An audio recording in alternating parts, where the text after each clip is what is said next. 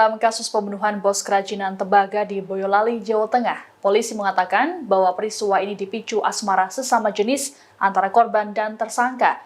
Korban dihabisi lantaran menolak memberi uang pada pelaku seusai berhubungan. Dikutip dari Tribun Solo, dalam keterangan pers pada Selasa 7 Mei, di Mapolres Boyolali, Kapolda Jawa Tengah Irjen Pol Ahmad Lutfi mengatakan korban Bayu Handono memiliki hubungan dengan tersangka Irwan. Menurut Lutfi, Bayu berperan sebagai perempuan sedangkan Irwan sebagai laki-laki. Disebutkan keduanya sudah 3 kali berhubungan dan tiap berhubungan pelaku mendapat upah Rp200.000. Saat berhubungan ketiga kalinya, pelaku meminta uang Rp500.000 yang kemudian ditolak korban. Hal tersebut yang memicu pelaku menghabisi korban dengan menggunakan celurit dan palu. Selesai korban tewas, pelaku mengambil sepeda motor Honda PCX, iPhone 12 Pro, jam tangan, hingga uang tunai senilai Rp200.000.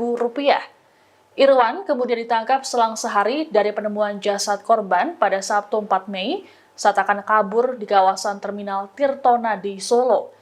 Atas perbuatannya, tersangka Irwan dijerat pasal berlapis terkait pembunuhan berencana dengan ancaman pidana mati atau seumur hidup atau paling lama 20 tahun. 3 kali dia melakukan hubungan badan dengan upah sekitar Rp200.000. Untuk yang ketiga kalinya minta Rp500.000.